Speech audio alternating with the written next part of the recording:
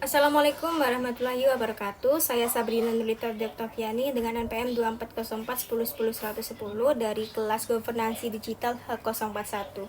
Di sini saya mengambil topik 2 terkait evaluasi transformasi digital pada instansi pemerintahan, dan saya mengambil instansi Kementerian Keuangan, terutama pada Direktorat Jenderal Pajak yang telah meluncurkan sistem yang bernama Cortex.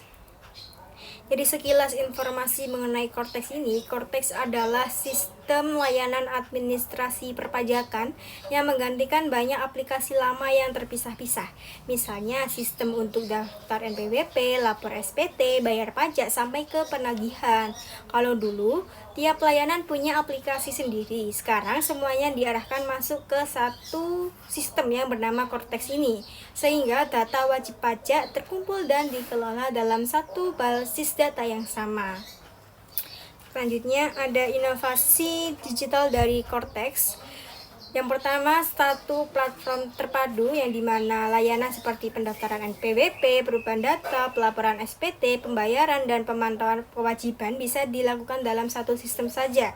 Tidak perlu bolak-balik login ke banyak aplikasi. Cortex juga menghubungkan data dengan sistem lain sehingga data identitas dan usaha wajib pajak bisa diverifikasi lebih baik.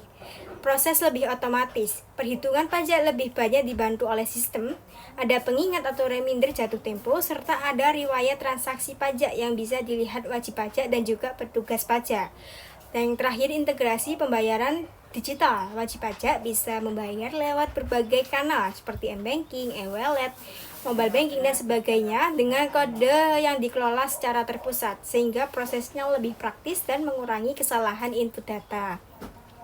Intinya, Cortex adalah bentuk nyata inovasi digital di Direktorat Jenderal Pajak untuk menyederhanakan layanan pajak dan menggabungkan semua proses pajak dalam satu sistem bayar yang saling terhubung. Lalu ada dampak terhadap layanan publik dan juga efisiensi birokrasi. Dari sisi pelayanan publik, Cortex membantu masyarakat karena layanan pajak menjadi lebih mudah diakses secara online, sehingga wajib pajak tidak harus datang langsung ke kantor pajak untuk banyak urusan yang sifatnya administratif. Misalnya, cek status pembayaran, ubah data, dan sebagainya. Selain itu, wajib pajak bisa memantau sendiri status kewajiban pajaknya, sudah bayar atau belum, SPT sudah diterima atau belum, secara real time melalui satu sistem, sehingga layanan terasa lebih transparan dan mengurangi rasa was-was. Lalu dari sisi efisiensi birokrasi, Cortex membawa beberapa dampak. Petugas pajak tidak perlu lagi memasukkan data yang sama berulang-ulang di sistem berbeda karena semua terpusat. Ini menghemat waktu dan mengurangi risiko salah input data. Dengan data yang terkumpul dan terintegrasi, Direktorat Jenderal Pajak lebih mudah melakukan analisis risiko, memilih wajib pajak mana yang perlu diperiksa, serta menindaklanjuti penagihan, sehingga proses pengawasan jadi lebih terarah dan efisien. Efisiensi ini pada akhirnya diharapkan membuat biaya administrasi lebih rendah dan penerimaan pajak negara meningkat karena kepatuhan wajib pajak lebih mudah dipantau. Lalu selanjutnya adalah hambatan yang muncul dalam aplikasi Cortex. Dalam transformasi digital melalui aplikasi Cortex ini, walaupun tujuannya baik, implementasi Cortex tidak bebas dari masalah. Beberapa hambatan yang muncul antara lain, pertama, masalah teknis di awal peluncuran.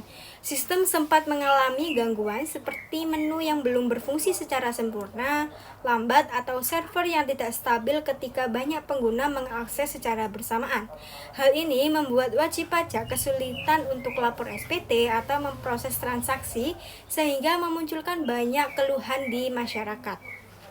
Lalu sinkronisasi data dengan sistem lain, karena Cortex harus terhubung dengan sistem lama, misalnya e-faktur, e-bupot, dan sebagainya, di awal sering muncul ketidaksesuaian data yang menyebabkan proses administrasi tersendat atau wajib pajak harus melakukan pembetulan. Selain itu, ada hambatan non-teknis, yakni keterbatasan infrastruktur dan jaringan. Di daerah terpencil atau daerah 3T, kualitas internet masih kurang baik, sehingga akses ke sistem online seperti Cortex ini tidak selalu lancar. Lalu, tidak semua wajib pajak dan aparat pajak terbiasa dengan sistem baru. Banyak yang butuh waktu untuk memahami tampilan, menu, dan prosedur baru. Apalagi jika sebelumnya lebih sering mengandalkan tatap muka atau sistem yang lama. Selain itu juga, pelaku usaha dan konsultan pajak menilai waktu untuk penyesuaian relatif singkat. Sementara mereka harus menyesuaikan sistem internal seperti software, akuntansi, SOP, dan sebagainya dengan format baru yang ada di sistem Cortex ini. Hambatan ini menunjukkan bahwa transformasi digital bukan hanya saat teknologi, tetapi juga kesiapan infrastruktur, SDM, dan manajemen perubahan di internal birokrasi serta masyarakat. Selanjutnya adalah terkait rekomendasi.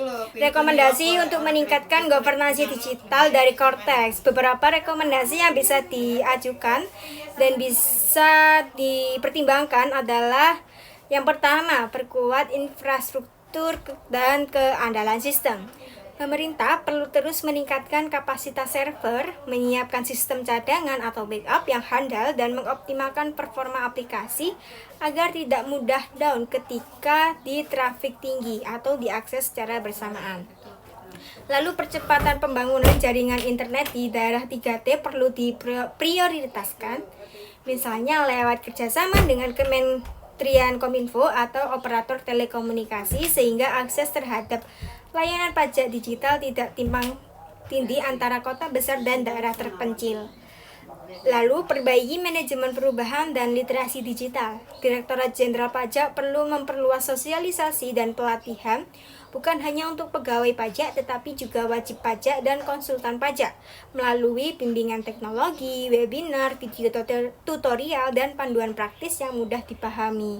Di internal Direktorat Jenderal Pajak perlu program peningkatan kapasitas pegawai agar mereka benar-benar menguasai sistem baru dan mampu menjadi frontline yang bisa membantu wajib pajak jika ada masalah teknis. Lalu ada perkuat governansi data dan keamanan. Karena Cortex menyimpan data penting, pemerintah harus memastikan keamanan data melalui enkripsi, audit keamanan berkala, dan prosedur penanganan insiden yang jelas jika terjadi kebocoran atau gangguan. Transparansi mengenai perbaikan bug atau rencana pengembangan baru perlu disampaikan secara rutin agar kepercayaan publik terhadap sistem tetap terjaga. Dan selanjutnya, perbaiki regulasi transisi dan mekanisme umpan balik. Pada masa implementasi, perlu ada kebijakan transisi yang fleksibel, misalnya toleransi sanksi administrasi jika wajib pajak terlambat karena penggunaan sistem, atau perpanjangan batas waktu pelaporan. Direktorat Jenderal Pajak sebaiknya membuat forum konsultasi rutin dengan asosiasi pengusaha, konsultan pajak, dan akademisi untuk mengevaluasi kinerja Cortex dan menyerap masukan lapangan sehingga pengembangan sistem berikutnya lebih tepat sasaran. Baik, terima kasih. Itu saja yang dapat saya jelaskan atau sampaikan terkait evaluasi akhir semester mata kuliah Governansi Digital kelas H041. Mohon maaf apabila terdapat kesalahan kata maupun ucapan. Sekali lagi saya mengucapkan terima kasih. Wassalamualaikum warahmatullahi wabarakatuh.